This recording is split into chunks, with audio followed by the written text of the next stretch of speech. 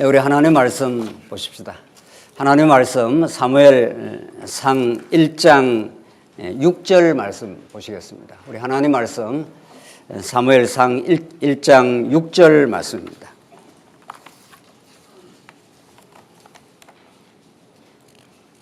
찾으신 줄 알고 봉독 드리겠습니다. 사무엘상 1장 6절 말씀입니다.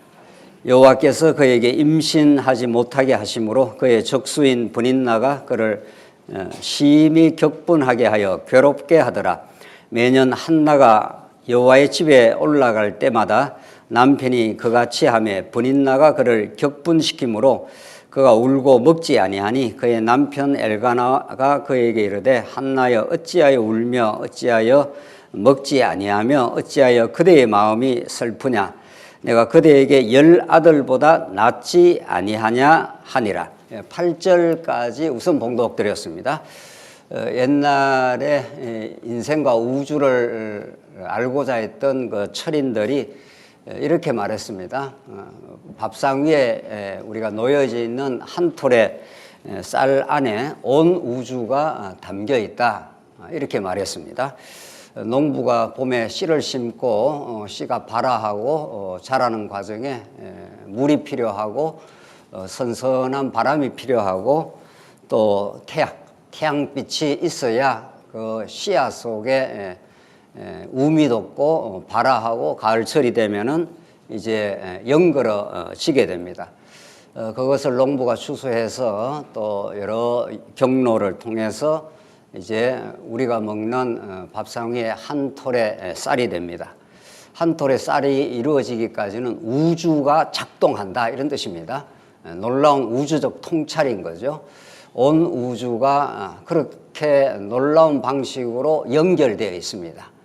그것이 옛 성현들의 우주적 통찰이라면 오늘 하나님의 거룩한 계시의 말씀은 우주를 창조하시고 천하를 지으시고 지금도 경륜하시는 하나님의 통치, 하나님의 깨달음을 우리는 오늘 진리의 말씀이 우리에게 주고 있습니다.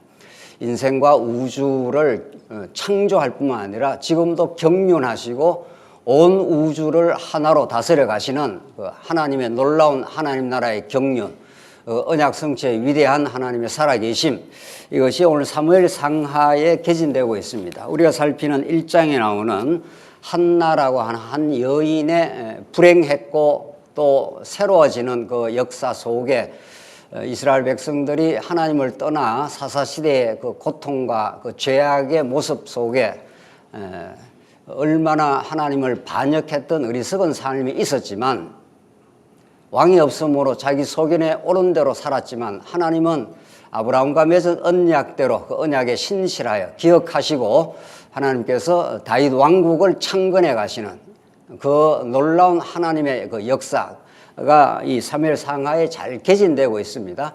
그러니까 하나의 조그마한 한 가정의 그 고통과 기도와 찬송이 우리 사무엘 상하의 1장과 2장에 나타나 있는데 그것이 이스라엘 역사 전체를 보여주는 하나의 창구가 되고 모델이 된다는 거죠. 그것은 장차 예수 그리스도 안에서 이 우주를 통치하시는 하나님 나라를 이 땅에 경륜하시고 다스려 가시는 마침내 새하늘과 새 땅에서 영원히 다스려 가시는 그 하나님의 대하 드라마 같은 하나님의 계시의 말씀이 오늘 이 한나 사건에 딱 걸려 있습니다. 그러니까 이 한나라고 하는 이 지배 사건이 이스라엘 역사를 반영하고 있고 이스라엘 역사는 온 우주를 경륜하시는 그 우주 가운데 하나님 나라 백성으로 여러분과 저를 오늘 이 시간 이 장소에 있게 하시는 하나님의 손길과 연결되어 있습니다. 그것을 볼 때 우리는 지난 일주일 동안 무엇을 겪든지 어떤 경험을 했든지 그것이 우주와 연결되어 있고 우주를 다스려 가시는 하나님의 손길과 연결되어 있습니다. 그것을 우리는 계시의 말씀이라 하나님의 위대한 자기 계시라 예수 안에서 어떤 하나님을 우리에게 보여주고 있는가 하는 것이 오늘 사무엘 상하에 잘 드러나 있습니다.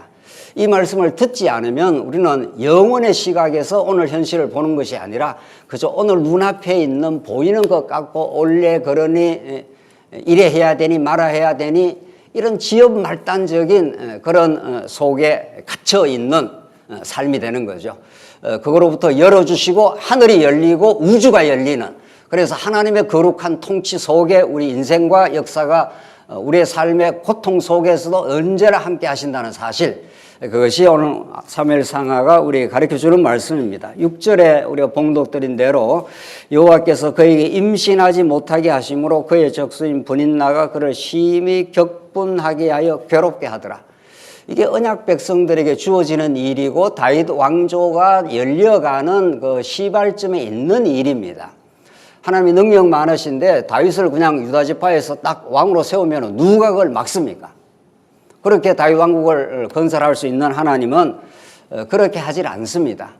350년 동안 사사기의 그 고통의 역사, 인간들이 자기가 왕 노릇하는, 하나님 노릇하는 그 삶을 그냥 내버려 두십니다. 너희 스스로가 그래 한번 해봐라 이런 거죠. 그런 연후에 하나님께서 룻기를 통해서 다윗 왕을 준비시킨 하나님은 이제 모름지기 다윗 왕을 왕으로 등극시키기 위한 사무엘을 준비시키는 역사가 오늘 우리 1장의 사무엘 출생을 섭리하시는 하나님인데, 거기에 엘가나라고 하는 집에 한나와 분인나가 있었더라. 이게 우리가 잘 아는 내용이죠. 하나님께서 두 여자를 데리고 사는 거죠. 이게 벌써 타락의 아주 극심한 모습인 거죠.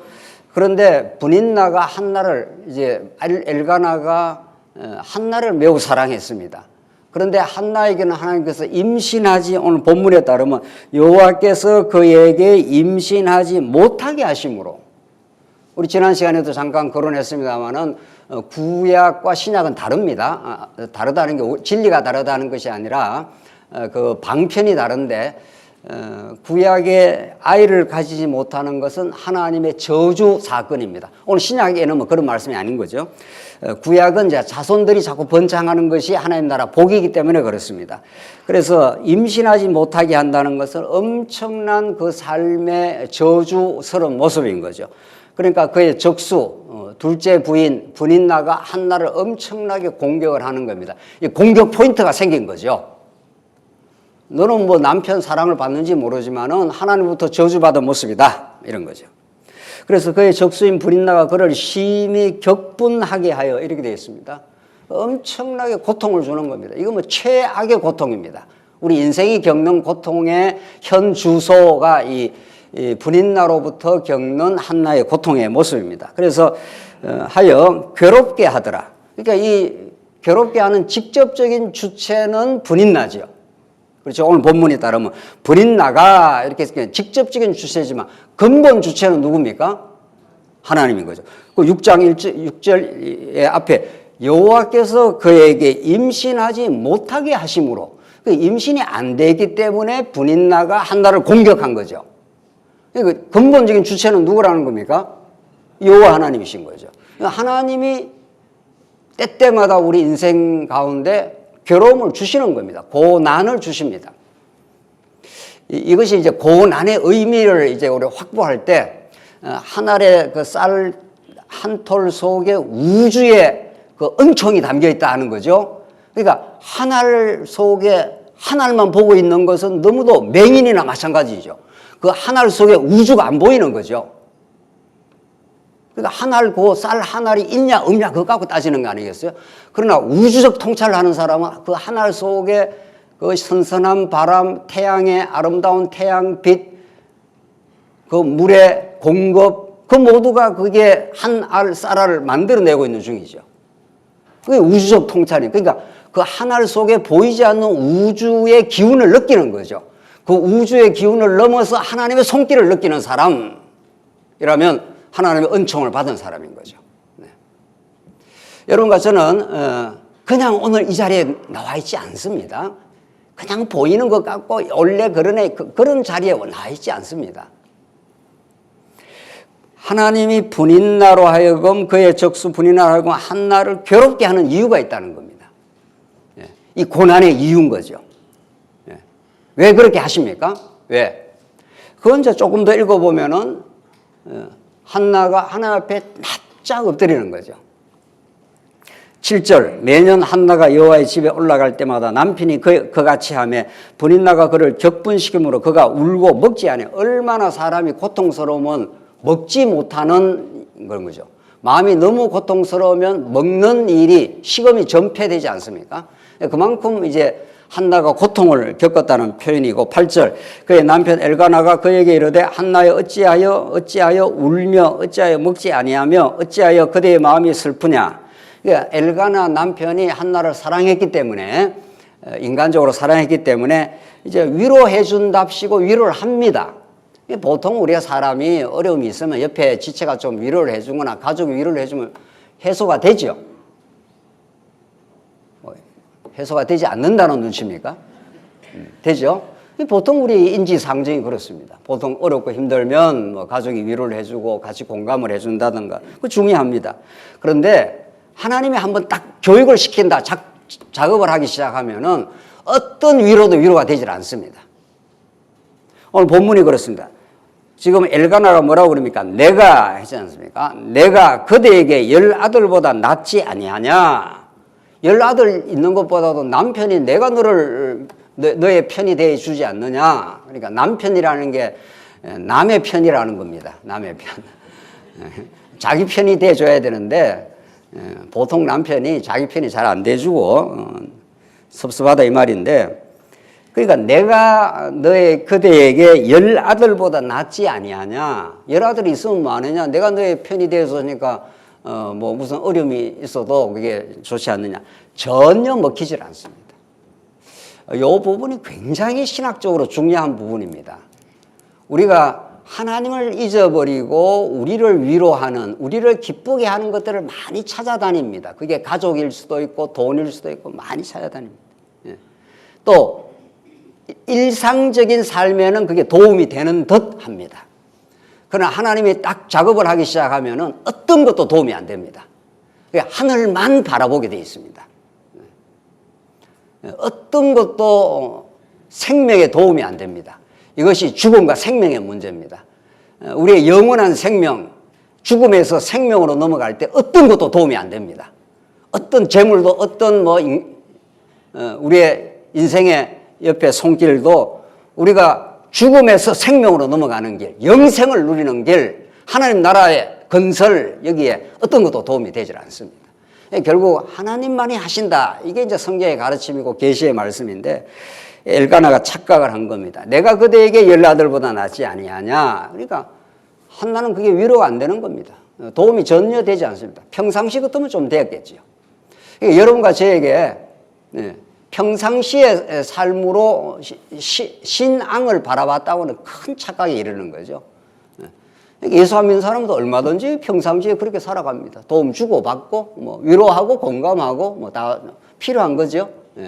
그러나 하나님이 한번 작업을 하시면 어떤 것도 도움이 안 되는 어떤 막다른 골목에 처하게 되고 하나님이 그때 역사를 하시는 거죠. 9절 그들이 실로에서 먹고 마신 후에 한나가 일어나니 그때 제사장 엘리는 여호와의 전 문설주 곁 의자에 앉아 있었더라. 한나가 마음이 괴로워서 여호와께 기도하며 통곡하여 하며 오늘 10절을 낳게 하기 위한 하나님의 섭리였습니다. 한나가 마음이 괴로워서 누구께 나아갑니까?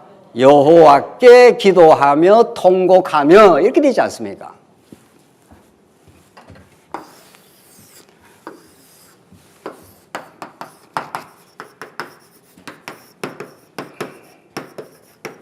하나님의 통치 속에 엘가나 집에 한나와 분인나가 있는데 하나님이 한나에게 임신하지 못하게 했습니다. 아들이 없습니다. 그러니까 분인나가 공격을 할 수 있는 이제 건수가 생긴 거죠. 엄청나게 공격을 하고 문제를 삼습니다.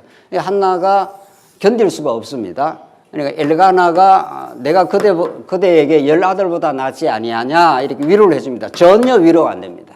전혀 위로가 안 됩니다. 전혀 문제 해결이 안 됩니다. 문제가 그대로 남아있는 거예요. 어떤 문제? 이 죽음과 생명의 문제, 하나님 나라의 문제, 다윗 왕국의 건설의 문제 이런 겁니다. 어떤 것도 해결이 안 됩니다. 그래서 한나가 할 수 없이 어디로 갑니까? 누구한테로 가죠? 하나님께 갑니다. 하나님은 인생과 언약 백성의 모든 역사의 움직임을 자기 계시를 하는 건데 내가 얼마나 능력이 많고 내가 너를 보호하는 여호와 하나님이냐를 가르쳐주기 위해서 지금 일어나는 어떤 일도 그 목적을 향해서 착착 지금 진행되고 있습니다. 그 목적을 잃어버리면 그걸 방황이라고 합니다. 이래야 될까 저래야 될까 이러는 거죠. 주춤주춤 하는 거죠. 그럼 하나님께 목적을 알면 착착 진행되는 일들이 목적 지향적입니다. 어떤 목적을 향해 가고 있는 겁니다. 어떤 목적? 궁극적으로 새하늘과 새 땅이라고 하는 그 종말론적인 그 아름다운 환상, 그 기쁨, 그 영원한 영생, 그 하나님의 영원한 통치 쪽으로 우리 가고 있는 중입니다. 그 목적을 잃어버리면은 과정에서 자꾸 방황을 하는 겁니다. 주춤주춤 하는 거죠. 이럴까 저럴까 이럴까 저럴까 이러는 거죠. 목적을 잃어버린 인생, 그것이 예수 없는 인생입니다. 그러나 하나님께서 예수를 주신 것은 예수 안에 모든 인생의 가치와 의미와 고난의 뜻과 그걸 모두 담겨놨습니다. 예수님 안에. 예수 아는 것이 지혜와 지식의 보고입니다. 오늘 이 본문 한나의 이 작은 사건 속에 영원한 진리의 비밀이 들어있는 거죠. 하나님의 경륜의 섭리가 들어있는 거죠. 하나님은 분인나로 하여금 한나를 공격하게 한 거죠. 한나는 아들이 없는 거죠. 하나님이 임신하지 못하게, 하나님이 임신하게 해버렸으면 분인나가 공격을 할 수가 없죠. 더군다나 엘가나의 사랑까지 받는 사람이니까. 하나님이 이렇게 세팅을 안 해놓습니다. 하나님께 오지 않으면 안 되도록 만드신다 이런 뜻입니다. 지난 일주일의 삶, 우리 인생 전부가 여러분과 저를 오늘 이 자리에 말씀 앞으로 하나님 앞으로 오도록 만드시는 하나님의 거룩한 하나님의 섭리인 거죠. 그렇게 삶이 그 거룩하신 하나님의 안에 오면은 생명이 있고 부여가 있고 승리가 있는 거죠. 그 승리의 관점으로 오늘 지나온 삶의 상처와 고통과 지금도 풀리지 않는 문제를 재해석하게 되는 거죠. 그랬구나, 맞구나 이렇게 되는 거죠. 그러니까 우리는 지지부진한 삶이 아닙니다. 과정에서는 우리는 끊임없이 지지부진하기도 하고 이리저리 비틀비틀 되는 듯 하지만은 이미 십자가에서 다 이루었다. 다시 내가 올 것이다. 이렇게 했지 않습니까? 그 승리의 관점으로 거꾸로 해석을 해 내려오는 것이 우리 신앙입니다. 이렇게 신앙은 위대합니다. 오늘 11절 보시면은 서원하 이르되 만군의 여호와여 만일 주의 여종의 고통을 돌보시고 나를 기억하사 주의 여종을 잊지 아니하시고 주의 여종에게 아들을 주시면 내가 그의 평생의 그를 여호와께 드리고 삭도를 그의 머리에 대지 아니하겠나이다. 절절합니다. 이 절절한 기도를 누가 만들어내고 있습니까? 이 절절한 기도를 만들기까지 하나님이 얼마나 깊은 하나님의 생각 속에 한나로 하여금 임신하지 못하게 하시고 분인나로 하여금 공격하게 하시고 그래서 한나가 마음이 너무도 괴로워서 하나님 앞에 여호와 하나님 앞에 엎어지지 않으면 안 되도록 만드시고 그래서 여종의 고통을 돌보시고 나를 기억하사 주의 여종을 잊지 아니하시고 주의 여종의 아들을 주시면 나오지 않습니까? 이 아들을 주시면 이 사무엘의 출생이 우리가 지금 오늘 우리가 읽는 이 본문의 주제 아닙니까? 사무엘이 왜 중요한가 우리 지난 시간 말씀 나눠요. 사무엘이라는 말이 이제 하나님께 그를 구하였다 이런 뜻입니다. 그러니까 그냥 임신하고 잘 먹고 잘 살았으면 기도 안 합니다. 기도 안 하게 됐을 겁니다. 그리고 사무엘 탄생 안 하게 된 거죠. 사무엘이 탄생되지 않으면 다윗 왕국이라는 그 평강의 나라, 그 안식의 나라가 열리지 않는 겁니다. 그래서 우리는 자꾸 고난을 없이 해달라고 그러는데 그 고난이 없으면 하나님께 나아가질 않습니다. 우리가 하나님께 나아가야 우리의 신앙의 세계가 열려나가는 거죠. 이걸 또 듣고 평생 듣는 말씀입니다. 이 말씀을 듣지 않으면 우리는 그저 잘 먹고 잘 사는 거, 건강한 거, 문제 없는 거 그걸 원하는 삶이 우리 인생의 타락한 우리 인생의 모습이니까 그렇습니다. 그러니까 하나님께서 평생 이 말씀을 듣게 합니다. 평생을.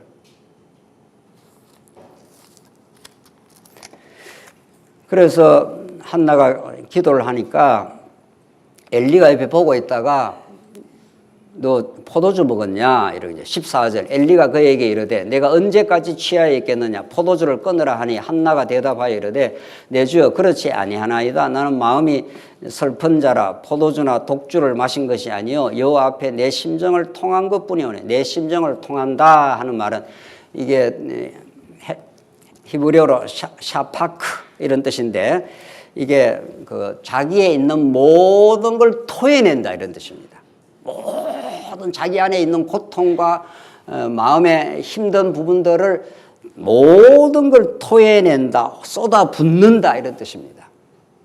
요걸 한번 확인하기 위해서 요 의미를 확인하기 위해서 시편 한번 가보겠습니다. 시편 62편 2절 한번 보겠습니다.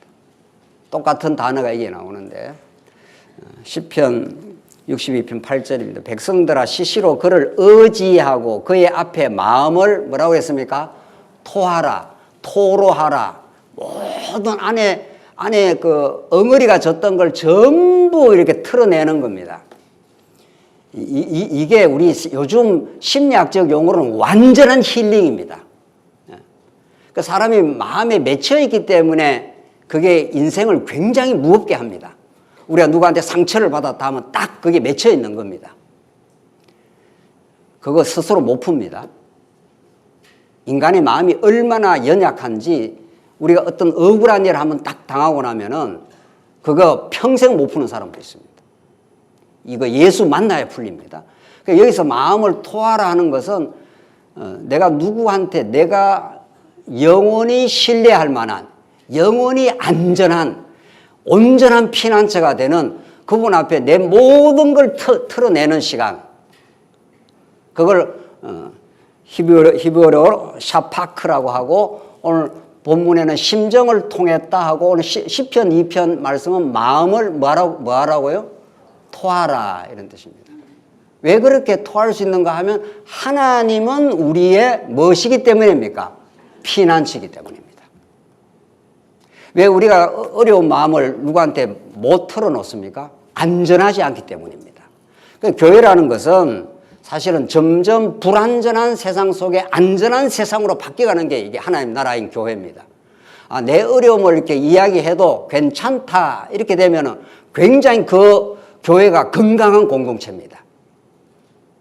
내 이야기 했다가는 공격받겠다, 정죄받겠다 이러면 못 해놓습니다. 이야기 못하는 거예요. 그러니까 되면 사는 겁니다. 교회 와서 그냥 왔다 갔다만 하는 거지 마음을 이렇게 털어놓지 못하면은 아직도 성숙한 공동체는 아닌 거죠. 우리 하나님을 안다, 하나님과 우리가 화목이 되었다 하는 건 하나님이 우리의 영원한 피난처가 되기 때문에 그 피난처 대신 주님 앞에 내 문제, 내 죄악된 모습 다 해도 다 덮어주십니다. 하나님 우리를 정죄하지 않습니다. 너희 막 그따구 죄 지어갖고 천국 가겠어 이런 말 안 합니다. 오히려 불쌍히 여깁니다. 내가 너는 다 알고 있다. 너의 어리석은 생각 내가 다 알고 있다. 그러면 온전히 덮어주십니다. 물론 하나님께서 징계는 할 때는 있습니다. 그건 징계는 우리를 정죄하려고 한 건 아니고 못 깨달으니까 깨닫게 하려고 이제 때릴 때는 있습니다. 그러나 궁극적으로 피난처가 되어주시는 거예요. 피난처가 뭡니까? 난리가 났을 때 도망치는 곳이죠. 세상 지금 난리 아닙니까? 지금 세상이 한국 사회가 지금 난리입니다. 극단으로 나눠져가 서로가 서로를 정죄하고 서로가 서로를 공격하는 이 어지러운 세상 속에 피난처는 어디냐 이거죠. 그래서 마음을 심정을 통한다, 마음을 토한다 하는 것은 궁극적으로 예수 그리스도를 만날 때입니다. 현장에서 간음하다 잡혀온 여인한테 예수님이 찾아가서 너를 돌로 치던 사람들 다 어디 갔느냐. 눈에 피팔이 시퍼렇게 써가지고 돌로 치려고 전부 다 모여있었지 않습니까? 율법에는 현장에서 간음하면 죽여버려야, 돌로 쳐버려야 된다. 그러니까 죄 없는 자 돌로 한번 쳐봐. 예수님이 찾아가지고 내가 너를 정죄하지 아니하노니 다시는 범죄하지 마. 그 사람이 어떻게 됐겠습니까? 성경은 그 사람이 어떻게 변했다는 말 없습니다. 그건 말 있으나 마나 그 죽음의 자리에서 생명의 길로 인도된 그 현장에서 가늠하다 잡혀온 여인이 여러분과 정확한 저의 모습입니다. 지금 한나가 심정이 통했다는 겁니다. 내 모든 어려움을 주님 앞에 다 내려놓을 수 있습니다. 주님, 내가 이랬고요, 이랬네요, 이렇게 어리석었네요, 이렇게 내가 상처받아 내가 해결을 못하고 있네요, 이렇게 연약하네요. 그 모든 걸 다 털어놓을 수 있습니다. 주님이 모든 걸 다 받아주십니다. 우리 교회가 그 그리스도의 마음을 가진다면 우리 주변의 어려운 지체들의 마음을 받아 들어줄 수 있다면 그건 놀라운 위로의 공동체가 되겠죠. 궁극적으로 예수님이 하시는 일입니다. 16절, 당신의 여종을 악한 여자로 여기지 마옵소서. 내가 지금까지 말한 것은 나의 원통함과 격분됨이 많기 때문이니이다 하는지라. 이렇게 해서 너무 원통하고 지금 격분, 화가 나고 이런 것들 모두를 우리 예수님 앞에 우리 궁극적으로는 내놓을 수 있다는 뜻입니다. 자, 그래서 이제 기도의 응답을 받고 이제 돌아와서 그의 아내 한나하고 엘가네가 동침을 해서 아이를 낳습니다. 20절 보십시다. 한나가 임신하고 때가 이르매 아들을 낳아 사무엘이라 이름하였더니 이는 내가 여호와께 그를 구하였다 함이었다. 이 주어가 내가 여호와께 그를 구하였다. 내가 이렇게 되는 거예요. 성경에 나오는 모든 인간 주체는 보조 주체인 거죠. 내가 기도한 게 아니고 하나님이 임신 못하게 하게 해서 고통을 겪게 해서 하나님이 그 한나로 하여금 기도하게 만든 거죠. 그렇죠? 예, 결국은 우리가 서두에서 말씀드린 대로 여러분과 저는 예수 그리스도의 그 피난처 안으로, 그 보금자리 안으로, 그의 사랑과 은혜의 통치 안으로 가게 하기 위해서 이 과정을 거칠 뿐입니다. 예. 그 목적이 없다면 이 과정에서 얼마나 무의미하겠습니까? 왜 내가 고통을 받아야 되느냐? 이게 늘 우리 질문 아닙니까? 옆에 사람에 대한 항변이죠. 예. 당신 때문에 내가 고통을 받는다고 뭐 이런 거죠. 그 당신이 누군지는 모르겠는데. 예. 그 모든 것들은 마지막 이 목적을 향해 가는 길이라는 거죠. 그래서 하나님께서 한나로 하여금 하나님 앞으로 나와서 그 사무엘을 그 아들을 구하게 해서 이제 새로운 다윗 왕국의 시대가 지금 열려가는 이 지금 초입에 우리가 지금 들어와 있는 거죠. 자, 그렇게 해서 이제 한나를 이제 한나가 사무엘을 얻었고 사무엘을 이제 바치게 되는 내용이 이제 쭉 나옵니다. 27절 한번 보십시다. 27절. 이 아이를 위하여 내가 기도하였더니 내가 구하여 기도한 바를 여호와께서 내가 허락하신지라. 하나님이 사무엘을 통해서 이 나라를 새롭게 건설한다고 하는 그 하나님의 계획이 있기 때문에 이렇게 섭리를 하셨고 또 기도하게 하셨고 그 기도를 하나님이 들으시는 거죠. 모든 걸 누가 하십니까? 여호와 하나님이 한 분이 하시는 일이죠. 그래서 28절, 그러므로 나도 그를 여호와께 드리되 그의 평생을 여호와께 드리나이다 하고 그가 거기서 여호와께 경배하니라. 그래서 마침내 언약은 성취가 되는데 고난의 과정을 거쳐 기도하게 하시고 기도를 하나님께서 들으시고 그래서 사무엘이라고 하는 그 시대에 사무엘이라고 하는 다윗 왕국을 다윗에게 기름을 부어서 다윗 왕국을 언약의 나라입니다. 이게 성경에서 모든 언약은 그 나라를 품고 있지 않습니까? 자손 땅 통치라는 게 나라를 품고 있는 말씀이니까 그 나라를 지금 이루는 과정에 이런 과정을 누구나 거친다는 겁니다. 이 구도를 우리가 보면은 우리 인생의 모든 문제가 이 구도 안에 싹 들어있는 거죠. 예. 그렇죠. 그러니까 오늘 이 본문에서 거기서 여호와께 경배하니라 해서 모든 이 고난의 이 과정, 기도의 과정, 하나님 들으시는 그 과정이 궁극적으로 경배와 찬송을 만드시는 하나님의 뜻이다. 이렇게 되는 거죠. 이건 뭐 우리가 사면의 상하뿐만 아니라 어떤 성경을 읽어도 그런 거죠. 이 원리가 어떤 성경에도 작동이 되는 거죠. 소재만 달라지고 인물이 달라지고 사건이 달라질 뿐이라는 거죠. 그럼 우리는 이 말씀을 평생을 듣는 거죠. 평생을. 똑같은 원리인데도 우리가 지난 일주일 동안 심각하게 겪은 사람은 이게 더 깊이 들어오는 거죠. 그래서 연륜이라는 게 무시할 수 없는 거죠. 왜냐하면 연륜이 가면 갈수록 그 고난과 그 경험의 세계가 점점 폭이 넓어지고 깊어지니까. 그만큼 이 언약 성취를 섭리하시는 하나님의 그 사랑과 은혜가 점점 깊어지는 거죠. 쌀 한 톨 안에서 쌀 한 톨만 보는 그 시각 속에 바람이 보이고 햇빛이 보이고 물이 보이고 우주의 섭리가 보이는 그 역사가 일어나는 거죠. 그래서 하나님께서 이 땅에 우리를 7, 80년 두시는 것은 그 기가 막힌 하나님의 뜻이 있는 거죠. 그냥 무의미하게 한 살, 두 살 먹는 게 아니라는 거죠. 보는 시각이 달라지고 깊이가 달라지는 거죠. 하나님이 이렇게 섭리를 하시는 거구나. 이렇게 드디어 한나가 깨달았습니다. 그 고통이 없으면 오늘 2장에 나오는 이 깊은 찬송이 나올 수가 없습니다. 한나가 2장 1절 한나가 기도하여 이르되 내 마음이 여호와로 말미암아 즐거워하며 이 고통의 극한에 다다랐던 이 한나가 하나님으로 기쁨이 회복이 된 거죠. 이 놀라운 이 하나님의 언약 성취의 섭리 말이죠. 한나의 고통은 극에 달한 고통이었습니다. 어떤 것으로도 위로가 되지 않았습니다. 남편의 10아들보다 더 넘치는 남편의 사랑이 한나에게는 전혀 작동되지 않았습니다. 그런데 하나님 여호와 하나님 한 분에 의해서 이 놀라운 기쁨을 하나님께 주시는 하나님 말이죠. 내 기쁨이 여호와로 말미암아. 그 말미암아라는 것은 그 채널을 통해서만 온다는 거예요. 말미암아 하는 것은 그것 외에는 그 채널 외에는 여러분들 KBS는 채널 몇 번이지요? 9번. KBS 보려면 10번, 11번 틀면 나옵니까?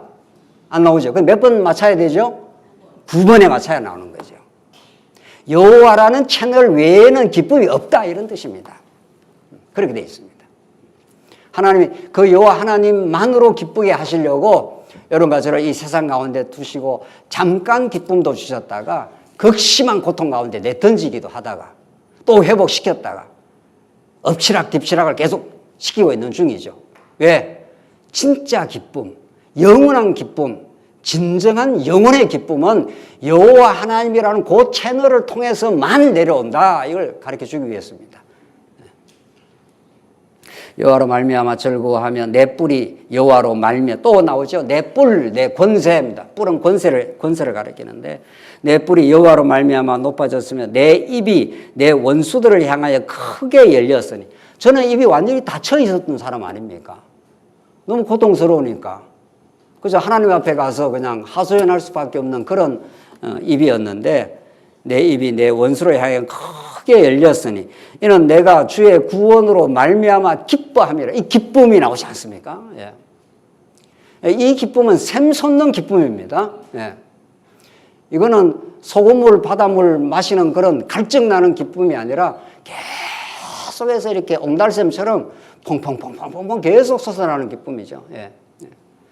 예. 이 잔잔한 기쁨, 예.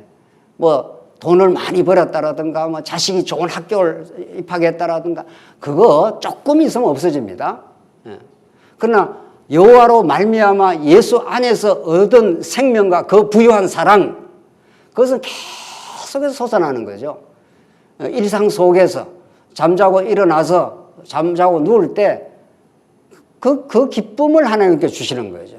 그 일상 속에 오늘 이 예배 시간 많이 아니지 않습니까?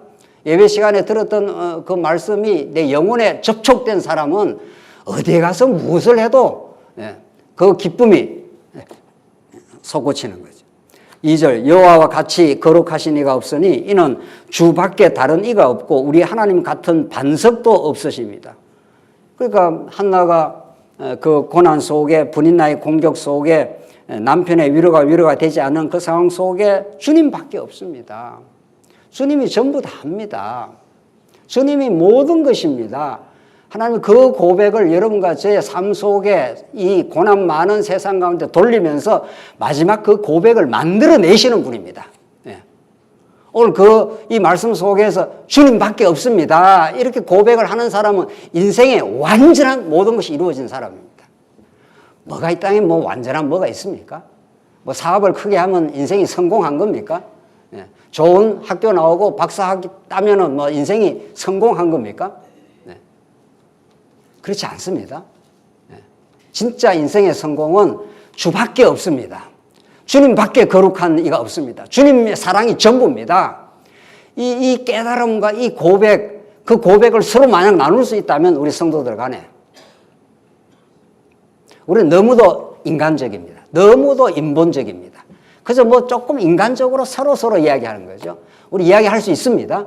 그러나 그 인간적으로 이런저런 이야기하다 결론에 가면은 주밖에 없습니다. 그 결론으로 떨어져야 진짜 친교를 한 겁니다. 세상의 교제하고 너무도 다른 게 우리 지난 주일 친교 워크숍을 하면서 그 말씀을 나눴습니다. 우리의 사귐은 A라는 사람과 B라는 사람이 사귀는 것이 아닙니다. 그렇다면 세상에서 얼마나 많이 사귑니까? 우리의 사귐은 하나님과 그 예수 그리스도와 함께 하심이라 그분의 손길과 그분의 능력과 그 은혜를 바라보며 우리가 그분 안에서 주밖에 다른 이가 없습니다. 주님밖에 없습니다. 그분 한 분을 우리가 만나기 위해서 여러분과 제가 이렇게 만났습니다. 이렇게 우리가 교제할 수 있는 거죠. 결론 짓겠습니다. 이제 마지막으로 3절 심히 교만한 말을 다시 하지 말 것이며 오만한 말을 너희 입에서 내지 말지어다. 교만한 말, 오만한 말, 이게 자기가 선악 판단의 주체가 된 겁니다. 이게 옳다 그러다, 이래야 된다 저래야 된다 뭐 이런 것들. 여호와는 지식의 하나님이시라 행동을 달아보시는데 하나님이 다 알고 계십니다. 우리의 행동의 동기를 너무도 잘 알고 있습니다. 너 자신을 위해 했잖아. 너가 교회를 위해서 했다고? 또 따져봐. 누구를 위해서 했는지, 하나님을 위해서 했는지, 너 자신의 뭘 위해서 했는지 내가 훤히 알고 있어, 이런 거죠. 4절부터 마지막까지는 이 역전의 일을 만들어 가시는 하나님의 주권과 그 은혜의 섭리를 여러 각도로 설명을 합니다. 용사의 활은 꺾이고 넘어진 자는 힘으로 띠를 띠는다. 용사인 척하는 사람은 하나님께서 확 꺾어버린다는 거야. 그러나 넘어진 자는 힘으로 띠를 세운다는 겁니다. 한나는 완전히 넘어진 자였습니다. 그런데 하나님께서 한나의 편에 대해서 한나를 세워주시는 거죠. 5절 풍족하던 자들은 양식을 위하여 품을 팔고 풍족하던 사람이 오히려 양식이 떨어지고 줄이던 자들은 다시 줄이지 아니하는도다. 전에 임신하지 못하는 자는 7을 낳았고 많은 자녀를 둔 자는 쇠약하도다. 임신하지 못한 한나는 7을 낳았고 7 완전수입니다. 하나님의 뜻이 이루어졌다 이런 거죠. 6절 여호와는 죽이기도 하시고 뭐 하기도 하신다고요? 살리기도 하신다. 이 주권이 하나님께 달려있다. 사업이 되고 안 되고가 사업가의 수완에 달린 게 아니다. 서울에 내리기도 하시고 거기에 올리기도 하시는도다. 여호와는 가난하게도 하시고 부하게도 하시면 낮추기도 하시고 높이기도 하시다. 이 점점 이제 강도가 세지면서 점점 누구를 바라보는 지금 찬송입니까? 예. 전부 시가서에 나오는 모든 찬송은 찬송으로서의 언약입니다. 구약 전부가 우리가 언약으로 보지 않습니까? 이 찬송은 직접적으로야 한나와 분인나의 그 가정사에 일어난 일이고 조금 더 직접적으로는 다윗 왕의 침몰과 다윗 왕의 부각, 다윗 왕이 사울에게 쫓겨다니던 그 처량하고 그 연약한 세월을 지나서 다윗 왕후에 등극되는 그걸 지금 가리키지만 궁극적으로는 이 만왕의 왕이신 예수 그리스도가 이 땅에 오셔서 하나님 나라를 선포하시고 십자가에 고난받고 신문당하고 끌려가고 마침내 죽기까지 하시는 십자가의 죽음입니다. 그게 낮아짐이고 가난함입니다. 네. 그러나 3일 만에 하나님이 예수 그리스도를 어떻게 하신다고요? 부활하셔서 하나님의 아들로 인정되었지 않습니까? 그리고 성천하시고 하늘 지금 보좌 우편에서 지금도 하늘 보좌에서 통치하십니다. 누구를 통해서? 성령을 보내주심으로 지금 메시아의 통치가 지금 이루어지고 있는 것 중입니다. 그게 가난하게도 하시고 부하게도 하시고 낮추기도 하시고 높이기도 하시는도다. 이 한나의 이 기가 막힌 찬송 말이죠. 한나의 자기 인생의 작은 경험 속에서 이 엄청난 신학적 통찰, 하나님이 어떤 분인가를 아는 이런 그 깨달음 말이죠. 8절 가난한 자를 진토에서 일으키시며 빈궁한 자를 거름더미에서 올리사 귀족들과 함께 앉게 하시며 영광의 자리에 차지하리다. 예수 그리스도가 십자가에 죽기까지 순종하신 그분을 하나님께서 다시 살려서 모든 만물이 다 그를 의지하게 되는 그 영광의 자리로 예수님을 등극시키셨다 하는 예수 그리스도에 대한 예언적 언약의 찬송인 거죠. 우리는 구약을 그렇게 읽는 거죠. 구약의 다윗 왕가를 세우시는 여호와 하나님, 한나를 기도해서 이 찬송을 만들어내시는 하나님, 이 모든 하나님은 참 누구에게 가느냐 이거죠. 땅의 기둥도는 여호와의 것이라 여호와께서 세계를 그것들 위에 세우셨도다. 10절 마지막 한번 보십시오. 여호와를 대적하는 자는 산산이 깨어질 것이라 하늘에서 우레로 그들을 치시리로다. 여호와께서 땅끝까지 심판을 내리시고 자기 왕에게 힘을 주시며 자기의 그다음 뭐라고 그러죠? 기름 부음 받은 자의 뿔을 높이시라. 기름 부음 받은 자가 이게 누굽니까? 예수 그리스도지요. 물론 직접적으로는 다윗 왕이고 말이죠. 그래서 사무엘이 다윗에게 기름을 붓습니다. 이 왕이다. 이 하나님이 통치하는 나라 이스라엘 나라의 왕이다. 그 모든 것들은 장차 오실 메시아의 모형과 그림자인 거죠. 그렇죠? 네. 그래서 오늘 이 사무엘은 장차 올 이제 왕 중의 왕이신 예수 그리스도에 대한 모형적 인물인 거죠. 사무엘은 마지막 사서로 등장해서 제사장이 될 뿐 아니라 선지자가 되어서 말씀이 희귀한 그 시대에 하나님의 뜻을 증거해 주고 또 백성들을 다스리기도 하고 그렇게 이제 진짜 하나님이 유다 지파에서 이제 탄생할 다윗 왕을 준비시키는 그 역사를 오늘 이 한나의 사건을 통해서 우리는 알 수 있습니다. 이런 말씀은 우리가 이미 결론적으로 말씀한 대로 장차 우리의 정죄를 대신 받으시고 우리의 원통함을 너무도 잘 아시고 우리의 죄악 가운데 몸부림치는 그 세월을 하나님께서 승리하시고 이제 승리하신 예수를 만나 그 안에 참된 기쁨을 얻게 하시려는 하나님의 경륜이 있습니다. 오늘 결론으로 로마서 8장 31절을 읽으면은 잘 지금까지의 말씀이 종합이 됩니다. 로마서 8장 31절이 이렇게 되어 있습니다. 그런즉 이 일에 대하여 우리가 무슨 말하리요? 만일 하나님이 우리를 위하시면 누가 우리를 대적하리요? 하나님이 우리 편이 되어 주시면은 엘가나가 한나의 편이 되어서 해결이 되는 게 아니었습니다. 하나님이 우리를 위하시면, 그렇죠? 하나님이 우리를 위하시면 우리가 누가 우리를 대적하겠느냐? 32절 자기 아들을 아끼지 아니하시고 우리 모든 사람을 위하여 내주신 이가 어찌 그 아들과 함께 모든 것을 우리에게 주시지 아니하겠느냐? 참 어마어마한 말씀입니다. 세상에 우리는 아들이 손가락 하나만 다쳐도 막 부모는 마음이 절절한데 우리 하나님 아버지는 자기 아들을 내줘버렸다는 거예요. 십자가에다가 죽기까지 그냥 피 흘려 선물로 주셨다는 겁니다.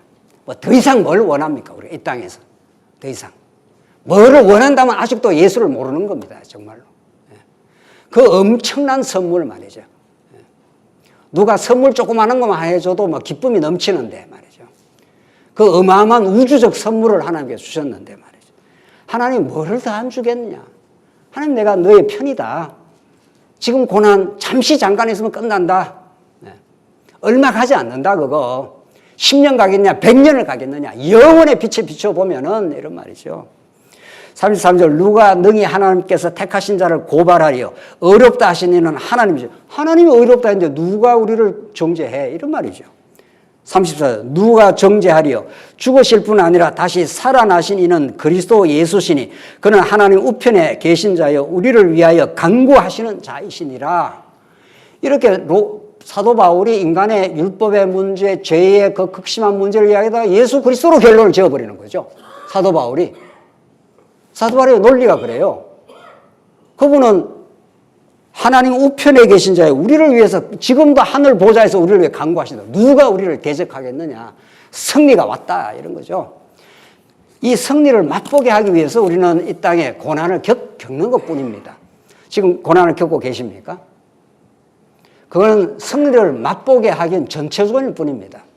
진짜 승리는 이미 예수님이 이루셨고 십자가에서 부활로 증명을 하셨고 지금 하늘 보좌에서 우리를 통치하고 계십니다. 그분 안에 있기만 한다면, 그분을 보는 눈이 여러분과 제 열리기만 한다면 우리의 삶은 무엇을 겪어도 의미 있음입니다. 기도하겠습니다. 하나님 아버지 은혜를 감사합니다. 오늘 복음을 들려주셔서 감사합니다. 죽으시고 십자가에서 부활하시고 지금도 살아계셔서 통치하시는 그리스도 안에 살고 있음을 기억하는 참 신앙을 우리에게 주시옵소서. 예수님 이름으로 기도하옵나이다. 아멘.